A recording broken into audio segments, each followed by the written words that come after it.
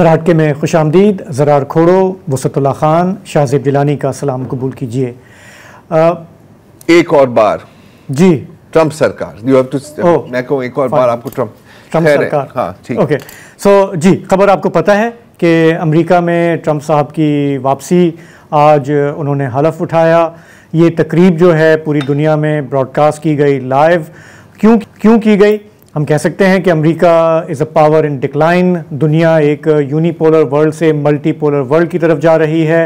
रूस, चीन अपने आप को असर्ट कर रहे हैं, तो फिर भी हमें इतनी परवाह क्यों करनी चाहिए? ये ठीक है कि America is a power in decline, लेकिन अमेरिका इर्रेलेवेंट नहीं है।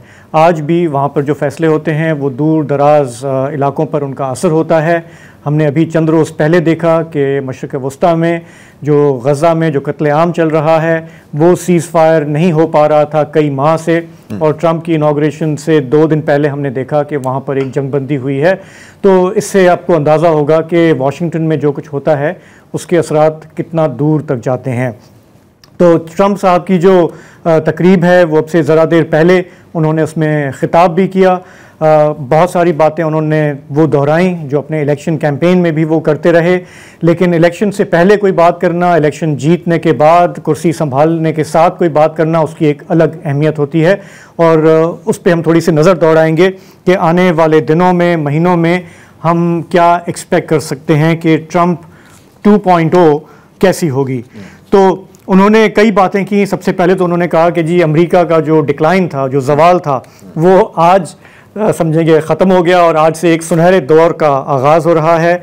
उन्होंने जिस तरह उनका एक अंदाज़ है कि वो बहुत होप दिखाते हैं अपने लोगों को, एक सुनहरा फ्यूचर पेंट करते हैं, आज की स्पीच उससे बिल्कुल भरी हुई थी। उन्होंने बार बार कहा कि आज से अमेरिकी ख़ुद को दोबारा प्राउड फील करेंगे, ये प्रॉस्परस मुल्क होगा, फ्री मुल्क होगा, हम इनरिच करेंगे अपने लोगों को और दुनिया में हम इंस्पायर करेंगे कि लोग हमें दोबारा इज़्ज़त की निगाह से देखें। ट्रंप साहब ने जो ऐलानात किए हैं वो अभी चंद घंटे बाद रिफ्लेक्ट करेंगे। वो कोई 100 के करीब सदारती अहकामात जारी करेंगे, जिसमें बेसिकली वो पिछली हुकूमत के अहकामात को रद्द करेंगे और अपनी जो वादे किए हुए हैं उन्होंने मुख्तलिफ इशूज़ पे, उस पर वो अमल फौरी तौर पे शुरू कर देंगे। जो सबसे बड़ा इशू जिस पर हमें लगा कि इस इलेक्शन में उन्हें वोट पड़े और जिस पर डेमोक्रेट्स को काफ़ी सुबकी हुई, वो वहाँ पर इमिग्रेशन का मामला है, जो कि मेक्सिको के बॉर्डर से मुसलसल बढ़ती गई है। ट्रंप साहब ने इसको अपना कॉर्नर स्टोन बनाया, उस पर उन्होंने काफ़ी झूठे दावे भी किए, काफ़ी उन्होंने खोखली बातें भी की, लेकिन अमेरिकन पब्लिक के साथ ये इशू काफ़ी रेजोनेट किया। आज उन्होंने कहा कि जी कि मैं नेशनल इमरजेंसी डिक्लेयर कर रहा हूँ US मेक्सिको बॉर्डर पे, मैं ट्रूप्स को भी मोबिलाइज़ कर रहा हूँ कि हम हत्तल इम्कान कोशिश करेंगे कि वहाँ से कोई भी लोग जिनको वो कहते हैं क्रिमिनल और डेंजरस लोग, वो कहते हैं कि वहाँ से दाखिल होते हैं, वो अमेरिका में ना आने पाएँ। इसी तरह से उन्होंने कई दीगर अहकामात का भी जिक्र किया। आप उसमें कुछ ऐड करना चाहते? हाँ, आई मीन देखिए, एक तो ये बात है कि डेमोक्रेट्स ने प्लेट पर इनको व्हाइट हाउस दिया, लेकिन उस पर अब मजीद बात करने की मेरा ख्याल है कि अब कोई ज़रूरत नहीं है।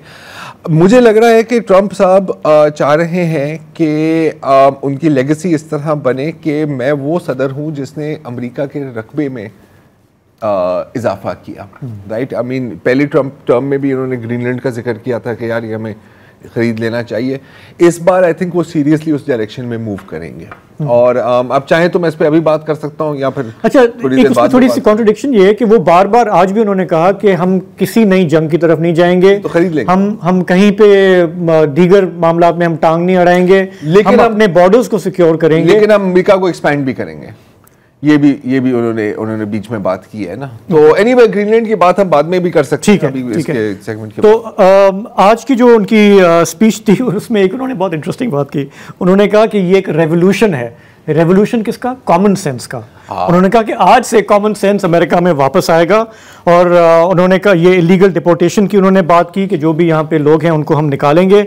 उन्होंने कहा ये फॉरेन कार्टेल्स हैं, इनको हम डेजिग्नेट करेंगे as foreign terrorist organisation. We will, हाँ, ड्रग कार्टेल्स जो मेक्सिको के हैं, we will take them on. उन्होंने इन्फ्लेशन के हवाले से बात की, अगेन जो एक बहुत बड़ा फैक्टर था इलेक्शन में, कि वहाँ पे काफ़ी लोग ये फील कर रहे थे कि बाइडन साहब के दौर में उनकी जेब में पैसा नहीं बचा, इन्फ्लेशन महंगी हो गई। उन्होंने कहा कि हम इसको जो ओवर स्पेंडिंग की है गवर्नमेंट की, उसको हम कंट्रोल करेंगे। इलॉन मस्क का काम है, इलॉन मस्क का काम है। एक और इंटरेस्टिंग बात की उन्होंने, बहुत ही वाशकाफ अल्फाज में उन्होंने कहा, जो कि बिल्कुल कंसिस्टेंट है उनके पॉइंट ऑफ व्यू से। उन्होंने कहा ये जो मौसमियाती तब्दीली पे जो बातें होती रही थी वो आज से बिल्कुल ख़त्म। यहाँ पे कोई ईवी कार्स वार्स का कोई सीन नहीं होगा। यहाँ पे मैं यूएस ऑटोमोबाइल्स को दोबारा उनकी इंडस्ट्रीज को चलाऊंगा, लोगों को रोजगार मिलेगा। उन्होंने कहा गैस और ऑयल पे उन्होंने कहा ड्रिल बेबी ड्रिल। उन्होंने कहा हम ड्रिलिंग करेंगे, चाहे दुनिया कुछ भी बोलती रहे, हमें कोई परवाह नहीं है ये इमिशंस की, कार्बन इमिशंस की। अमेरिका अपने लोगों का जो लेवल ऑफ लाइफस्टाइल है उसको बेहतर करने के लिए कुछ भी करेगा। ऑयल एंड गैस इंडस्ट्री की ईद है, बिल्कुल ईद है। क्रिप्टो करेंसीज की ईद है जो पहले से ही चल रही है, और टेक जायंट्स और बिलियनियर्स की ईद। जनाब आपने देखा कि Jeff Bezos, mark Zuckerberg, Elon Musk जाहिर है, और फिर वो जो गूगल वाले हैं सुंदर पिचाई मेरा ख्याल है उनका नाम, वो तकरीबन फ्रंट रो में थे उनके अपने पार्टी मेंबर से पहले। तो पहले हम बात करते थे मिलिट्री इंडस्ट्रियल कॉम्प्लेक्स की, अब बात हो रही है टेक इंडस्ट्रियल कॉम्प्लेक्स की। इन लोगों ने मिलियंस दिए ट्रंप साहब की कैंपेन में। ये इस्तेलाह इस्तेमाल की अपनी जो फेयरवेल तकरीर है उसमें, टेक वो कौन सा जो कॉम्प्लेक्स है, टेक इंडस्ट्रियल कॉम्प्लेक्स, और ओलिगार्की की उन्होंने बात की कि ये गवर्नमेंट जो है इस तरह चलेगी। तो अमेरिका में आज बहुत सारे लोगों के लिए परेशानी का दिन भी होगा, लेकिन जिन लोगों ने बिल्कुल एक क्लियर मैंडेट दिया ट्रंप को, 7 स्विंग स्टेट्स इन्होंने जीती, पॉपुलर वोट इन्होंने जीता, हाउस इनके पास है, सेनेट इनके पास है। ये एक बहुत ही पावरफुल प्रेसिडेंट के तौर पे अब वापस आ रहे हैं। सुप्रीम कोर्ट भी आपके पास है, सुप्रीम कोर्ट के जज साहिबान भी उनके साथ हैं। तो अगर कोई तशनीगी रह गई थी पिछली बार, इस दफा वो इंपीरियल प्रेसिडेंसी। तो इस पे हम प्रोग्राम में आगे बात करेंगे कि पाकिस्तान के लिए, जनूबी एशिया के लिए, दुनिया के लिए क्या इम्प्लिकेशंस हैं। लेकिन पहले चलते हैं वाशिंगटन, जहां से सहाफ़ी आसिफ अली भट्टी हमारे साथ हैं। पिछले कई दिनों से ज़ाहिर है कि वो सारे मामला देख भी रहे हैं, इलेक्शन के टाइम पे हमारे प्रोग्राम में वो आए भी थे। आसिफ, ये बताइएगा कि अब वहाँ पर क्या फीलिंग है? ट्रंप साहब को बार बार अंडरमाइन किया गया, अंडर एस्टिमेट किया गया। आज उन्होंने कहा कि मेरे ऊपर जो है अमरीकी इस्टेब्लिशमेंट, उन्होंने कहा डीप स्टेट जो है वो भी मेरे दर पे रही, मुझे नाकाम करने की कोशिश करती रही। 250 साल में शायद ही कोई प्रेसिडेंशियल कैंडिडेट ऐसा हो, उन्होंने कहा जितना मुझे विच हंट किया गया। वो सारे ऑर्ड्स को डिफाई करते हुए वापस व्हाइट हाउस पहुंचे हैं। आगे क्या वहां पर फीलिंग है कि हम क्या देखेंगे, क्या होने जा रहा है? बहुत शुक्रिया। पहले तो आप तमाम दोस्तों को सलाम। देखिए, बिल्कुल जिस गोल्डन एरा की वो बात कर रहे हैं अमेरिका के अंदर, आज वो एक किस्म का उसको इनकलाब करार दे रहे हैं। और कई हमारे जो यहाँ पर रहनुमा हैं उनकी पार्टी के, उनके साथ जब मुलाकातें हुई कुछ अर्से पहले, तो उनके यहाँ ये बिल्कुल तसव्वुर पाया जाता है कि एक नया अमेरिका होगा। अच्छा, इस बात को मैं समझने की थोड़ी कोशिश करनी पड़ेगी कि नया अमेरिका क्या होगा, उसमें क्या ऐसी चीज होगी जो पूरी दुनिया में इस वक्त अमेरिका ने नहीं की, या अमेरिका नहीं करता, या America is unable to do those all efforts या जो एक्शंस हैं। लेकिन इस दफा पैराडाइम शिफ्ट नजर आ रहा है। और अभी आपने जिक्र भी किया खुद भी कि अब जो ताकत मिली है इंपीरियल प्रेसिडेंट के तौर पे, आप कह सकते हैं कि सेनेट उनके पास है, अवानी नुमाइंदगान जो है कांग्रेस उनके पास है, सेनेट कांग्रेस उनके तमाम जो 50 स्टेट्स हैं उसके अंदर गवर्नर्स की मेजॉरिटी उनके पास है, सुप्रीम कोर्ट के जजेस उनके साथ हैं। और फिर जो उन्होंने एक बहुत बड़ी बात कही है, हम उसको अगर नोटिस करें, ये दुनिया में पहली मर्तबा एक ताकतवर तरीन मिलिट्री माइट के सरबराह जो हैं मुल्क के जो प्रेसिडेंट हैं, वो ये कह रहे हैं कि उनको एस्टेब्लिशमेंट ने खराब करने की कोशिश की और वो हार गई है और वो जीत गए। ये बहुत बड़ा साइन। और दूसरी बात, उसके जो इम्प्लीकेशंस हैं या उसके जो इम्पैक्ट्स होंगे वो तो आने वाले दिनों में नजर आएंगे, क्योंकि बड़े अनप्रेडिक्टेबल हैं प्रेसिडेंट ट्रंप। उन्होंने मैं इस पे जाऊं कि इंटरनेशनल अफेयर्स पे उन्होंने जो कुछ बातें कही माजी में, 8 साल पहले उनकी क्या हालत थी, उनके मुतालिक लोग क्या कहते थे, और आज 8 साल के बाद जब दोबारा प्रेसिडेंसी में आए हैं तो लोगों का उनके बारे में विजन क्या है। और लोग इतने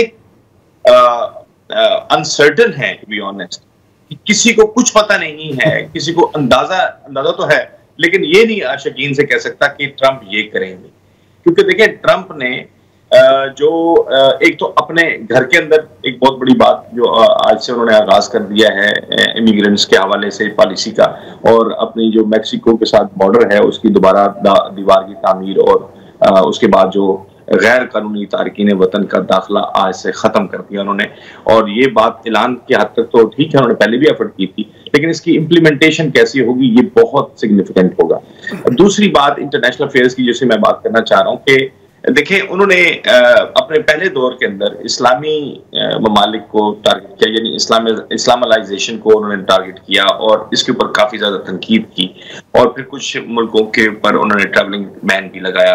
लेकिन जिस मुल्क के मुतालिक सबसे ज्यादा वो बोले वो सऊदी अरेबिया था, और सबसे पहला विजिट भी सऊदी अरेबिया का किया उन्होंने, और 450 अरब डॉलर की जो डील है असला फरोख्त करने की वो उन्होंने की थी। यहाँ पे चाइना के साथ जो है ये बहुत इम्पोर्टेंट उन्होंने स्टेप इन किया है टुवर्ड्स रिकॉन्सिलिएशन विद चाइना, कि उन्होंने शी जिनपिंग को फोन उठा के कर दिया और उनको कहा कि आप और हम दोस्त हैं, भाई भाई हैं। तो ये बड़ा इम्पोर्टेंट है कि दुनिया की दो बड़ी ताकतें जिनको वो कि अमेरिका तस्वुर नहीं करता कि चाइना को बहुत बड़ी ताकत है, मानता नहीं है, लेकिन ये फैक्ट है कि चाइना ने प्रूव कर दिया है कि वो पैरेलल एक कॉम्पिटिटर के तौर पे अमेरिका के सामने आके खड़ा हो गया है। और ट्रंप को ये रियलाइजेशन एज अ बिजनेसमैन भी हुई है, और ये as a president approve president हो चुके हैं। उस वक्त जब उन्होंने कॉल की थी तो वो प्रेसिडेंट इन वेटिंग थे, तो जाहिर है उन्हें ये रियलाइजेशन हुई एज अ बिजनेसमैन कि वो इसका निजाम नहीं चला सकते, और इकोनॉमी जो है वो सारी बेस कर रही है चाइना की प्रोडक्ट्स के ऊपर। भट्टी साहब क्या ये कहना दुरुस्त होगा कि पिछले जो दिहाई या शायद 2 दिहाइयों से चाइना कंटेनमेंट पॉलिसी चल रही थी मुख्तलिफ अमेरिकन सदरों की, वो नाकाम साबित हुई है? आप बिल्कुल दुरुस्त कह रहे हैं। देखें आपने जितना कंटेन किया चाइना को, कंटेन करने की जो पॉलिसी आपकी रही वो उतना ज्यादा फ्लोरिश किया उसने, उतनी ज्यादा तरक्की का सफर जो है वो चाइना ने किया। और आप देखें क्योंकि आपका कंट्रोल नहीं है, आप इस बात को हम अगर समझने की कोशिश करें तो एक चेंज है अमेरिकन समझ के अंदर, सोच के अंदर, कि इसका कंटेन नहीं किया जा सकता, किसी को रोका नहीं जा सकता है। ताकत के बलबूते पर आपने बहुत कुछ करने की कोशिश की, बड़े बड़े रिजीम्स बदले, आपने सारा कुछ किया, जंगें की। ये ट्रंप का ये बहुत बड़ा, आप इस बात को जरा देखिएगा कि ट्रंप का जो नॉन वॉर जो पॉलिसी है ये बहुत इंपॉर्टेंट है, और उन्होंने तमाम दुनिया में वॉर्स खत्म करने का अनाउंस करके ये प्रूव करने की कोशिश की है कि अब जो थानेदारी है वो थानेदारी तो ऑब्वियसली एक डिफेंस लाइन के तौर पे आप कह लें या एक मिलिट्री माइट के तौर पे कह लें, लेकिन अब वो थानेदारी घर से बाहर करने के लिए शायद उस तरह से इजाजत नहीं होगी जैसे पहले होती रही है। दूसरी बात, अभी आप देखें चाइना की जो ऐप थी टिकटॉक, उसके हवाले से कितना शोर मचा हुआ था, और वो ट्रंप ही थे जो सबसे ज्यादा तनकीद कर रहे थे उसके ऊपर, और आज वही उसके मतलब उसकी आप कह लें मेंटेनेंस के लिए उन्होंने कॉल भी की, और उसके बाद उन्होंने अनाउंस भी किया कि TikTok is back.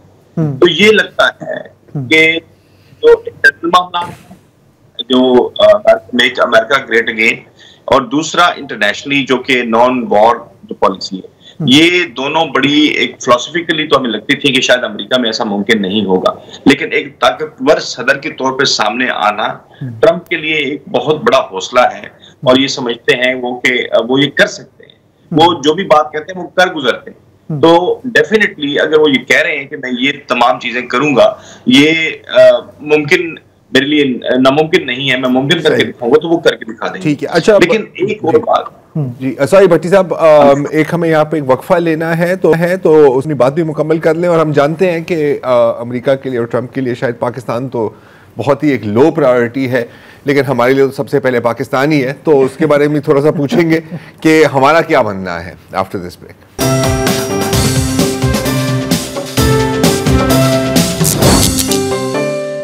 Welcome back. हम बात कर रहे हैं ट्रंप 2.0 के बारे में, और जाहिर है कि अब हमें ये सवाल पूछना ज़रूरी है कि पाकिस्तान का इसमें क्या बनेगा। हमारे साथ आसिफ अली भट्टी साहब हैं।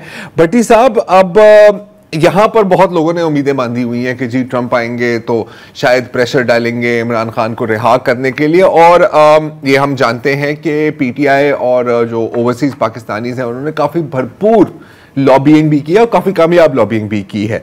इसके साथ साथ फिर हैं हमारे पास ज़ल्मई खलीलज़ाद जैसे लोग, या फिर मशहूर ज़माना रिचर्ड ग्रिनेल साहब, जिनकी काफ़ी ट्वीट वॉर्स चल रही थी। बीच में एहसन इकबाल साहब भी आ रहे थे और वो बार बार फ्री इमरान खान, और मेरा नहीं ख्याल कि रिचर्ड ग्रिनेल की पूरी जिंदगी में उनको इतनी लाइक्स, रीट्वीट्स और व्यूज मिलेंगे। वो तो अच्छा, उनका ओहदा बता दें दोबारा क्या है?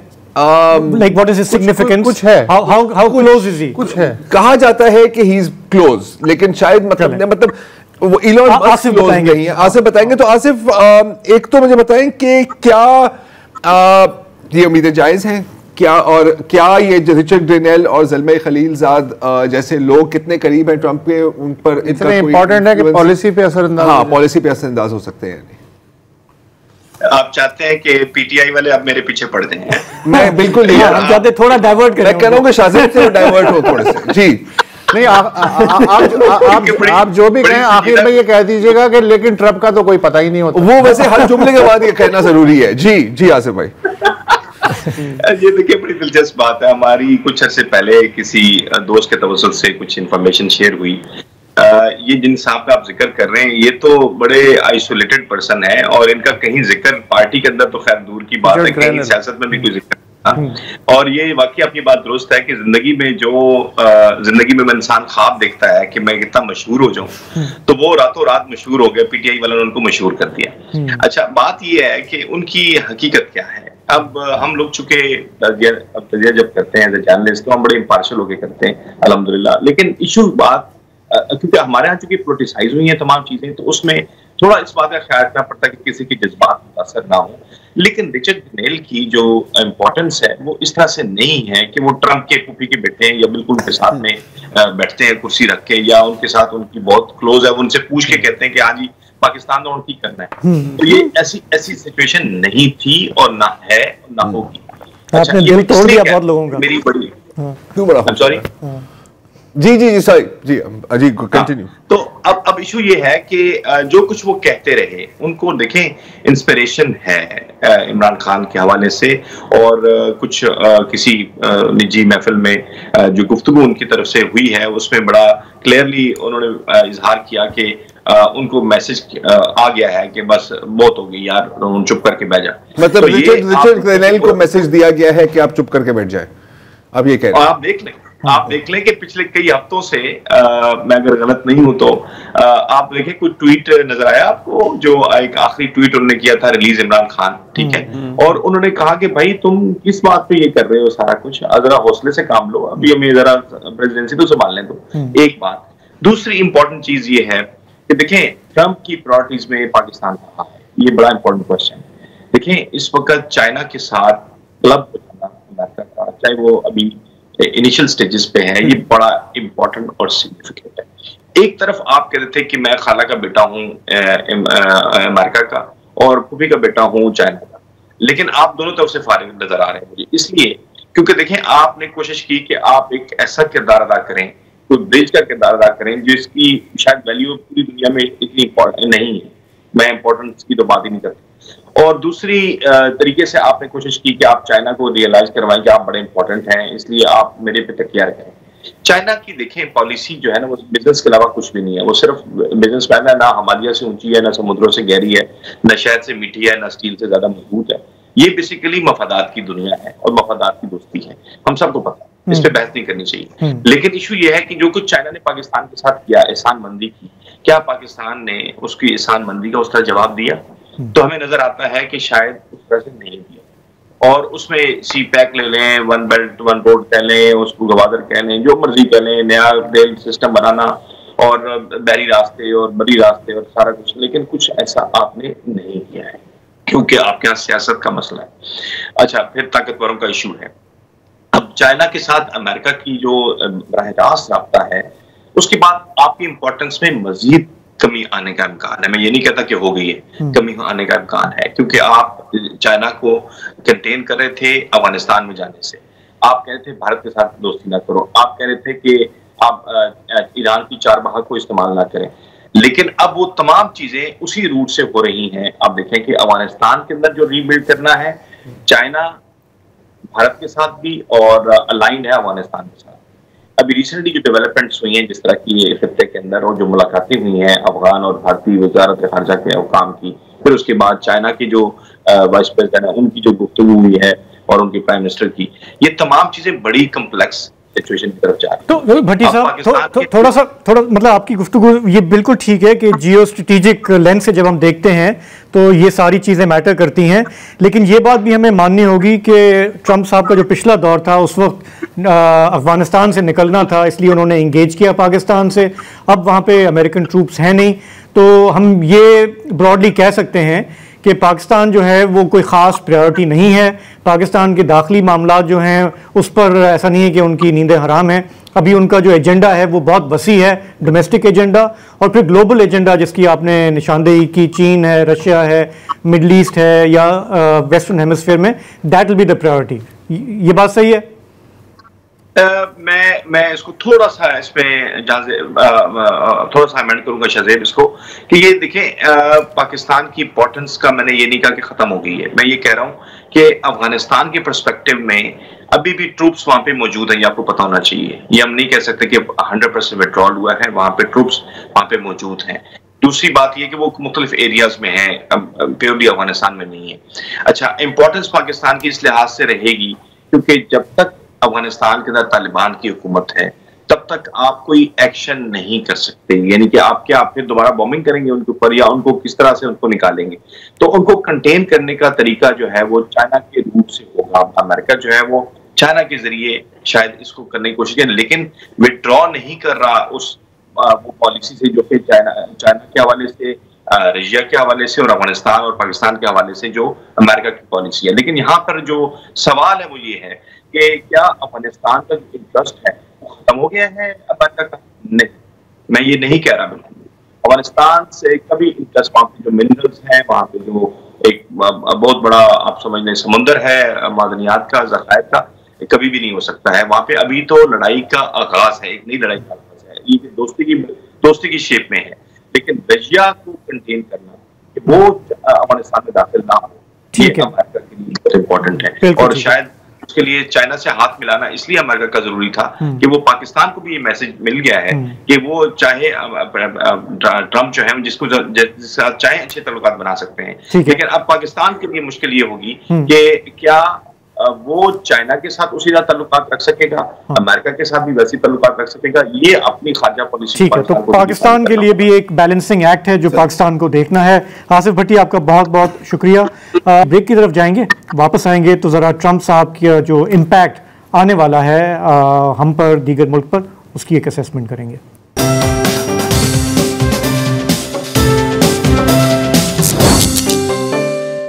Welcome back.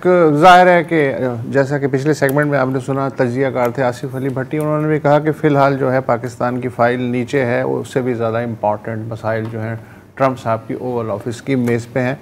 बात किसी हद तक दुरुस्त है। अच्छा, इसमें एक लॉजिक ये भी है कि अगर मैं आपको पैसे दे रहा हूँ तो आप मेरी बात भी मानेंगे। बिल्कुल हैं, और जब मैंने पैसे नहीं दे रहे हैं तो फिर आप अखलाकी तौर पे तो हो सकता है मान ले मेरी बात, लेकिन ये कि आपके पास लेवरेज नहीं बची, लेवरेज नहीं है। तो इस वक्त पाकिस्तान को जो वॉर ऑन टेरर वाला जो फंड वगैरह था या किसी भी तरह की इमदाद वो तो नहीं मिल रही है।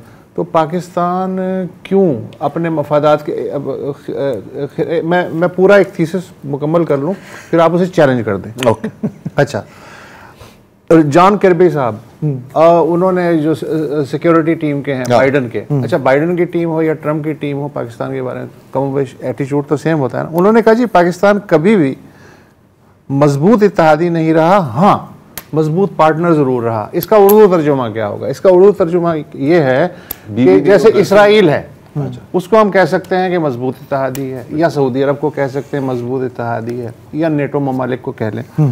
पार्टनर का क्या मतलब है? पार्टनर का मतलब ये है कि भाईजान ये आपको 24 कप बनाने, ये आपको मैंने ठेका दिया, आपने 24 कप बना दिए, मैंने आपको पेमेंट कर दी, अल्लाह अल्लाह खैर सल्लाह, फलाने क्राइसिस है, उसमें आपको इतना मैनेज करना है, आपने मैनेज कर दिया, आपने रकम वसूल की। पार्टनरशिप का मेरे ख्याल में ये मतलब है। अच्छा, पाकिस्तान जो है जब लेवरेज नहीं है तो फिर पाकिस्तानी अपने मामला जैसे भी चलाएं, उससे सानू की हैं। अच्छा, तौकीर हुसैन साहब जो साबिक एम्बेसडर हैं, आपने भी अभी आर्टिकल पढ़ा, बल्कि आप ही ने इशारा किया था, तौकीर हुसैन साहब ने बड़ा तफसीली आर्टिकल लिखा। उन्होंने कहा जी बात यह है कि 90 से अब तक जितनी भी हुकूमतें आई हैं उन पे बारे में किसी ने ये नहीं कहा कि यार ये अमेरिका ने चेंज करा दिया, बेनज़ीर को बरतरफ करवा दिया अमेरिका ने, नवाज शरीफ की सेकंड गवर्नमेंट उलटवा दी, ऐसा तो कोई सुनने में नहीं आया ना। या जो है यूसुफ रज़ा गिलानी को पलटवा दिया, ऐसा कुछ नहीं। इमरान खान पे आखिर क्यों आया मामला? ये इसलिए है कि जो मौजूदा हुकूमत है उससे क्या ख़तरा होगा। वाशिंगटन में बैठ के अगर मैं देखूं कि मैं ये चाहूं कि यार इससे तो बेहतर था इमरान खान आ जाए। अच्छा, इसको मैं रिवर्स करके भी कह सकता हूँ, हाँ, कि आपको मान के ट्रंप को, और ट्रंप का तो कारोबार है ना यार, क्या लेना है क्या देना है, राइट। आपको इमरान खान से क्या वो चीज़ मिल सकती है जो मौजूदा हुकूमत आपको पहले से नहीं दे सकती, नहीं। अच्छा, आप ये देखें कि चूंकि अभी उस वक्त लेवरेज नहीं है, आपने एक बार नोट किया कि फौजी अदालतों ने 2 किस्तों में सजाएं दी। जब पहली किस्त आई सजाओं की तो वाइट हाउस ने या दफ्तर खारजा ने एक बयान जारी किया, उसमें तशवीश का इजहार किया, यार ये ऐसे होना नहीं चाहिए, सिविलियंस वगैरह का है। उसके बावजूद 2 दिन बाद दूसरी किस्त में भी सजाओं का ऐलान हो गया। इसका मतलब है कि वो लेवरेज वाला जो ज़माना था उसमें ये बात नहीं हो सकता था। एक दुर्रा है जिससे कि अगर अमेरिका चाहे तो पाकिस्तान को पिटाई भी कर सकता है। लॉन्ग रेंज मिसाइल का जो इशू है सिर्फ वो है, या चाइना के साथ उसके ताल्लुकात जो हैं वो किस समत में इख्तियार करते हैं तो उसमें पाकिस्तान को प्रेशर आ सकता है। उसके अलावा अल्लाह अल्लाह खैर सल्लाह, आप अपने मामलात में आज़ाद हैं। अच्छा देखें, ये किसी हद तक आपकी बात सही है कि हमारा लेवरेज वो नहीं है जो किसी ज़माने में था, जब हम कोalition सपोर्ट फंड लेते थे, जिस वक्त कैरी लूगर बिल था, अमेरिका की लेवरेज। लेकिन अब हम ये नहीं कह सकते कि बिल्कुल ख़त्म हो गया है। आपका देखिए, आपका इस वक्त सबसे बड़ा चैलेंज आपका है इकोनॉमी का, ट्रेडिंग पार्ट। आपका जो IMF का ये होता है उसमें अमेरिका हैज़ अ बिग से, और वो लेवरेज आपकी इन सम वेज आपकी लाइफ एंड डेथ भी है। अगर आपके यहाँ अभी भी वहाँ से वो नहीं होता, जिस तरह आप डिफ़ॉल्ट करने जा रहे थे, जो आपकी इकोनॉमी का हाल था, सिर्फ एक IMF का प्रोग्राम आने से बाकियों को एतमाद बनता है, आपके इत्तेहादियों को भी, चाहे वो UAE हो, सऊदी अरेबिया हो, चीन हो, कि बाबा इनको हम रोल ओवर दे सकते हैं, ये हमारा पैसा डुबोएंगे नहीं। तो आप अभी तक अमेरिका का जो हिस्टोरिकल रिलेशनशिप है आप उससे बिल्कुल एक्सट्रिकेट नहीं कर पाए हैं। ऑल्सो आप ये भी ना भूलें कि चंद साल पहले तक जब FATF का मामला चल रहा था तो उसमें ठीक है चीन हमारे साथ खुला होकर खड़ा था, लेकिन अमेरिका का व्यू पॉइंट, यूरोप का व्यू पॉइंट बहुत मैटर कर रहा था, जो उस वक्त इंडिया का साथ दे रहे थे।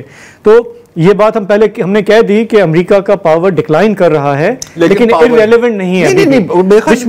विच मीन्स कि हमें हमारी अभी भी इंगेजमेंट तो है उनके साथ, वो बहुत सारे प्रोग्राम्स यहाँ पे फंड भी कर रहे हैं, सोशल सेक्टर में भी कर रहे हैं, दूसरी तरह से भी कर रहे हैं, तो वो रिलेशनशिप आपने मेंटेन करना है। हमारी लेकिन है ना, मुस्तकिल मजबूरी है, वो तो करना ही करना। लेकिन देखें, बाकी ये बात कहना कि जी कि अमेरिका हमें कोई डिक्टेशन देगा, वो तो आपको 99 में भी आपको याद है जब मुशर्रफ साहब ने कू किया था तो अमेरिका नाराज हो गया था, लेकिन हमारी फौज ने कहा जी हम अपने हिसाब से चलेंगे। हाँ, लेकिन जब 9/11 हुआ है तो उन्होंने कहा पत्थर के जमाने में पहुंचा देंगे, वो थी डिक्टेशन। हाँ, तो लेकिन जाहिर है कि अब बहुत आपका रिलेशनशिप बहुत उससे चेंज हो गया है। बिल्कुल, उस वक्त आप करीब थे चाइना के, लेकिन अब आप बिल्कुल इस तरह से बाहों में नहीं थे जिस तरह आज हैं। कोई कह सकता है या कह रहा है कि अमेरिका की कोई लेवरेज नहीं है पाकिस्तान पे, अमेरिका का हर दुनिया के हर मुल्क पे कोई ना कोई लेवरेज है। दिस इज अ फैक्ट, वो नहीं है जो होती थी।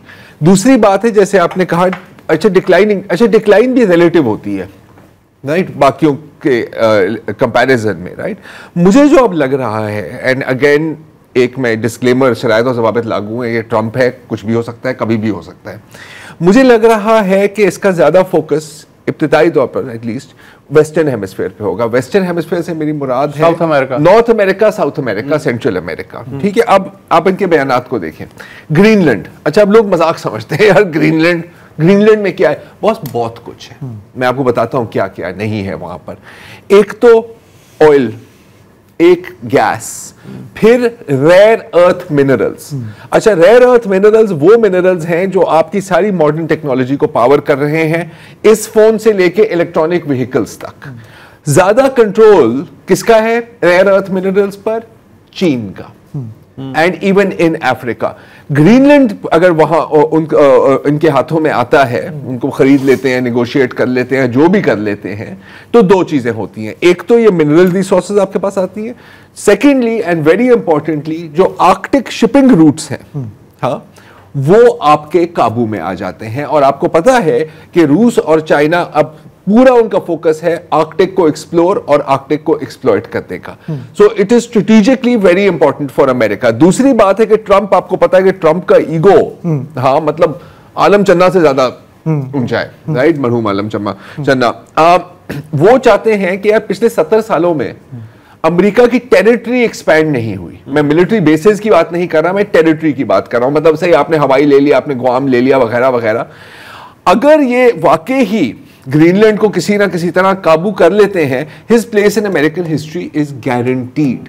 दूसरी बात है कि जो पैनामा कैनाल के ऊपर बात कर रहे हैं, राइट, ये भी एक इंटरेस्टिंग चीज है। और हम वापस लेंगे, कि हम वापस लेंगे। वो तो कह रहा है वो फौजी ताकत इस्तेमाल नहीं करेगा, तो फिर ये कैसे पॉसिबल होगा? सर, अलास्का को फौज से तो नहीं काबू किया था ना, वो तो खरीदा था। नहीं तो डेनमार्क राजी होगा तो नहीं, देखिए अब ये तो अब देखने वाली बातें हैं ना। और देखो वो कह रहा है कि मैं फौजी ताकत नहीं। दूसरी बात ये कि मतलब नहीं है, अगर ये उसूल तस्लीम कर लिया, यार बहुत दिन हो गए, मेरा टेरिटरी उतना का उतना है, एक्सपैंड नहीं हुआ, तो बहुत सारे लोगों हो जाएगी। मसलन इसराइल अगर वेस्ट बैंक को जम कर ले, तो उसमें क्या है? रशिया और यूक्रेन। अच्छा, उसने कहा है ट्रंप ने पहले कि यार 10-15% जो दे दो, इलाका है, दे दिला के बराबर करो। ये उसने फार्मूला बाकायदा पेश किया यूक्रेन के सामने। अच्छा, फिर उसके बाद ये है कि चीन भी कहेगा यार मेरा भी टेरिटरी एक्सपैंड नहीं हुआ बहुत अरसे से, काफी टाइम, तो ताइवान को पकड़ने की कोशिश करनी चाहिए। Why not?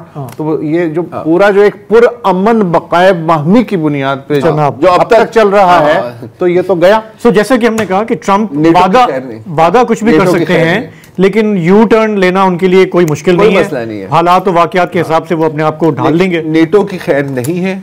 एंड जो I see the world being divided into major spheres of influence. अब उनमें थोड़ी सी कॉन्फ्लिक्ट रहेगी। एक एक्साइटिंग टाइम होगा ट्रंप प्रेसिडेंसी। वो अपने मुलाजमीन को ट्वीट पे फारिग करने के लिए जाने जाते हैं, तो ट्वीट पे पॉलिसी भी चेंज कर सकते हैं, कोई मसला नहीं है। इस पर हम नजर रखेंगे। यहाँ पे लेंगे एक ब्रेक, वापस आएंगे तो बात करेंगे कुर्रम की।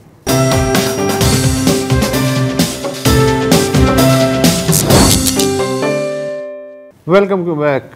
इत्तलात के मुताबिक खैबर पख्तूनख्वा का जो सरहदी ज़िला है कुर्रम, उसका जो वस्ती इलाका है या लोअर इलाका है, वहाँ सिक्योरिटी ऑपरेशन जारी है ताकि जो मेन शाहरा पारा चनार तक जाती है उसको महफूज बना के मुस्तकिल खोला जा सके। इत्तलात हैं कि चेक पोस्टें ख़त्म की जा रही हैं, बंकर्स ख़त्म किए जा रहे हैं। इस ऑपरेशन में सिक्योरिटी फोर्सेस, एफसी और पुलिस जो हैं सभी शामिल बताए जाते हैं। इर्द गिर्द के जो 4 देहात हैं उन पे ज़्यादा फोकस है बगन के एरिया में। और जो मुलजिम जिन्होंने के तीसरे रसदी काफ़िले पे हमला किया था वो अभी तक मफरूर हैं या उन्हें हवाले नहीं किया गया है। 3 दिन पहले सूबाई हुकूमत ने आर्जी तौर पे ये जो ऑपरेशन है, आर्जी तौर पे जो बेघर होने वाले लोग हैं उनके लिए कैंपों के क़याम का हुक्म जारी किया था। अपडेट के साथ सबसे पहले हम सुनते हैं कुर्रम से जावेद हुसैन को। लोअर कुर्रम में 2 रोज़ से दहशतगर्दों के खिलाफ ऑपरेशन जारी है। लोअर कुर्रम, बगन, चारखेल, पस्तौनी के इलाके में गनशिप हेलीकॉप्टर से कार्रवाई की गई और मुल्क पहाड़ों में दहशतगर्दों के ठिकानों को निशाना बनाया जा रहा है। जबकि वस्ती कुर्रम के इलाका जर्नी में भी गनशिप हेलीकॉप्टर दहशतगर्दों के ठिकानों को निशाना बनाया गया। लोअर कुर्रम के मुतासिरीन इलाकों से अब तक जो इतलाआत आ रहे हैं 20 ख़ानदाने घर खाली करके जा चुके हैं। पोकल पर्सन ईसी हंगू नवाब बंगश ने बताया कि बारिश के बायस TDPs कैंप का सामान तहसील इमारात में महफूज रखे है। आर्जी तौर पर कुरम के जो मुतसरीन हैं वो टल के सरकारी इमारातों में इस वक्त मौजूद हैं। PDMA के डिस्ट्रिक्ट कोऑर्डिनेटर जो हंगू की कोऑर्डिनेटर है शादाराज ने बताया कि कैंप लगाने के लिए 500 टेंट और 1000 मैट्रेस 1000 रज़ाई लाए गए हैं। मुतसरीन के लिए सामान में 1000 हाइजीन किट्स और दीगर सामान भी मौजूद हैं। जबकि दूसरी जानिब पारा चिनार जाने वाले रास्ते जो है वो गुज़िश्ता 111 रोज़ से बंद है। ये थे जावेद हुसैन साहब, हमारे जो पेशावर के ब्यूरो चीफ हैं। अली अकबर साहब वो इस वक्त हमारे साथ मौजूद हैं। अली अकबर, आपने सुना ताज़ा तरीन जो बता रहे थे ऑन द ग्राउंड सिचुएशन। ये जो कुछ ऑपरेशन की हम इत्तलात आ रही हैं हम तक, ये 111 दिन के इंतज़ार के बाद शुरू हुआ, शुरू हो गया। अब हम ये जानना चाहते हैं कि इसका हतमी मकसद क्या है, किन किन इलाक़ों में सर्जिकल ऑपरेशन होगा, टारगेट क्या है, और ये कैसे इस नतीजे पे पहुँचे कि अब इसके अलावा और कोई रास्ता नहीं बचा, हालांकि जिरगे की मदद से अमन समझौता भी हो चुका था।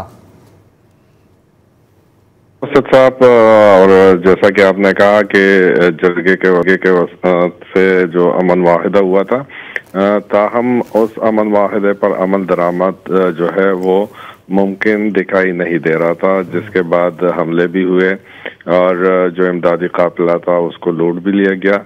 उसके बाद ऑपरेशन का फैसला जो है हमने बताया भी था कि एपेक्स कमेटी के इजलास में हुआ था, ताहम वज़ीर आला अलीमीन गंडापुर ने टाइम लिया था। और जब ये 2-3 वाक़यात हुए तो उसके बाद जाहिर है कि कोई रास्ता नहीं बचा था। और ऐसा लग रहा है कि कुर्रम एजेंसी में जो 2 फरीक़ैन हुआ करते थे और ये एक मसला जो था वो आ रहा था, अब वो इख्तियार उन 2 फरीक़ों के हाथ में नहीं है। इसलिए जो अमन जरगा हुआ था उसके बाद अमल दरामद नहीं हो सका। उस जरगे में जो है दोनों अतराफ के मशरान मौजूद थे और उन्होंने जिम्मेदारी भी ली थी, ताहम वो जरगे में जो कुछ तय हुआ था उस पर अमल दरामद कराने में नाकाम रहे, क्योंकि दूसरे जो स्टेक होल्डर है वो नहीं चाह रहे थे कि इस पर अमल दरामद हो। और उसके बाद जो है रियासत और हुकूमत के पास जो है कोई रास्ता नहीं बचा था। इस वक्त जो है जो हुकूमत के मुताबिक जो शरपसंद अनासर है जो लोअर कुरम में, तो उनके खिलाफ जो है ये टारगेटेड ऑपरेशन जो है वो किया जा रहा है। और उसमें जो बगन का इलाका है और वहाँ पर जो पहाड़ी इलाकों पर मोर्चे मौजूद है, तो 2 दिन से उनको निशाना बनाया जा रहा है। और मकसद यही है कि इस इलाके में जो शरपसंद अनासर है उसका जोर टूट जाए और उसके बाद जो है जो अमन वाहिदा हुआ था उस पर अमल दरामद जो है अमायदीन के लिए उसमें आसानी हो। मतलब हम ये नहीं कि दूसरे स्टेक होल्डर्स से अली अकबर यकीनन आपकी मुराद होगी TTP और इस तरह की जो मुख्तलिफ दहशतगर्द तंजीमें। एग्जैक्टली ज़रार साहब, और अभी जो लास्ट हमला हुआ था जो लास्ट नहीं जो कि DC पर हुआ था, तो उसकी FIR जो काटी गई थी वो भी TTP के लोगों के खिलाफ काटी गई है। तो इसमें कोई वो नहीं है कि उसमें इन्वॉल्वमेंट TTP की नहीं है। और इसी तरह ये भी है कि पहले लोअर कुरम को जो है वो टारगेटेड ऑपरेशन के जरिए जो है वो क्लियर कराया जा सके। उसके बाद जो है पाड़ा चिनार या अपर कुरम का भी जो है वो इतलात आ रही है कि उसमें भी इस तरह के ऑपरेशन किए जाएंगे, ताकि जिस तरह के शरपसंद अनासर है तो उनको वहाँ से जो है भगाया जा सके और फिर एक बार फिर जो है ये जो रास्ता है इसको खोला जा सके। अच्छा अली अकबर, मुझे याद आ रहा है शुमाली वजीरिस्तान, जनूबी वजीरिस्तान, स्वात ऑपरेशन हुए थे, लाखों लोगों ने तकलीफ़ बर्दाश्त की कि यार किसी तरीके से निजात मिल जाए इस चीज़ से, लेकिन ये कि रफ्ता रफ्ता और सूरत हाल उसी जानिब दिखाई देने लगी। असल प्रॉब्लम है सस्टेन करना। ऑपरेशन तो हो जाते हैं, सस्टेनेबिलिटी का इशू है। तो आपके ख्याल में ये जो अब टारगेटेड ऑपरेशन हो रहा है और रफ्ता रफ्ता ये एक्सपेंड भी हो जाएगा पूरे डिस्ट्रिक्ट तक, तो सस्टेन कैसे करेंगे? कोई नए आइडियाज हैं इनके पास? जी वसत साहब, ऑपरेशन जैसा कि आपने कहा कि खैबर पख्तूनख्वा में तो दर्जन ऑपरेशन हुए और उसके बाद जो है हम रजाई जो है ओढ़ के सो जाते हैं, लेकिन इस वक्त जो है कोई दूसरा चारा भी नहीं है। 111 दिन हो गए कि मतलब जो ये शाहराह बंद है, लोगों को तकलीफ है, और ऐसे में जो है सिक्योरिटी के होते हुए काफिले को जो है वो निशाना बनाया जाता है। तो ऐसी सूरत हाल में इस वक्त रियासत और हुकूमत के पास कोई रास्ता बचा नहीं है। तो ये जो टारगेटेड ऑपरेशन है, इसका मकसद भी यही है कि हालात वो जो है वो थोड़ा सा मामूल पर ले है, और इस वक्त जो शरपसंद है या हालात से फायदा उठाने वाले जो लोग हैं तो उनकी जोर को कम किया जा सके। तो बुनियादी तौर पर ये जो सर्जिकल स्ट्राइक हो रहे हैं, तो ये जो पहाड़ों पर मौजूद दूर दराज के इलाके हैं जिनको कंट्रोल करना पुलिस और इंतजामिया का काम नहीं है, तो उसको जो है वो जरा काबू में लाने के लिए सर्जिकल ऑपरेशन हो रहे हैं। शुक्रिया बहुत बहुत। अच्छा, इनकी बात से तासुर है कि चूंकि गवर्नमेंट ने तमाम और चीज़ें ट्राई कर ली, ट्राइबल कंसल्टेशन भी कर ली, कि अभी जो कुछ हो रहा है उसकी लोकल लेवल पे हिमायत होगी या अंडरस्टैंडिंग होगी? मेरा ख्याल है अंडरस्टैंडिंग तो होगी। और देखिए दूसरी बात, और क्या करें, दूसरी बात है कि हम ऑपरेशन का लफ्ज़ तो इस्तेमाल कर रहे हैं, लेकिन ये उस तरह का ऑपरेशन इस वक्त बूट्स ऑन द ग्राउंड वाली ऑपरेशन नहीं। हाँ, ये टारगेटेड ज्यादातर हेलीकॉप्टर गनशिप्स, और जाहिर है कि जो उनके जो बंकर्स हैं, जैसे अभी या वो जो सड़क है वो खुली रहे, वो ताकि वो सड़क खुली रहे। तो मेरा ख्याल है कि अभी इनिशियल लिमिटेड ऑब्जेक्टिव तो ये है कि सेफ ट्रैवल हो जाए, लेकिन फिर घूम फिर कर आपको वहां पर कोमिंग भी करनी होगी और मसला वहां शुरू होगा, फिर आप इन्वॉल्व होते चले जाएंगे। नहीं, बिकॉज दैट इज, और आप उस जगह की टेरेन देख लो ना, ज्योग्राफिया देख लो, आसान काम नहीं है। कॉम्बिंग भी हो जाएगी, लेकिन उसका बॉर्डर बहरहाल ये पोरस मसला वही है ना। चलें, आज के प्रोग्राम में इतना ही, हमें यहाँ पे इजाज़त दें, आपसे कल मुलाकात होगी। खुदा हाफिज़ और शब बखैर।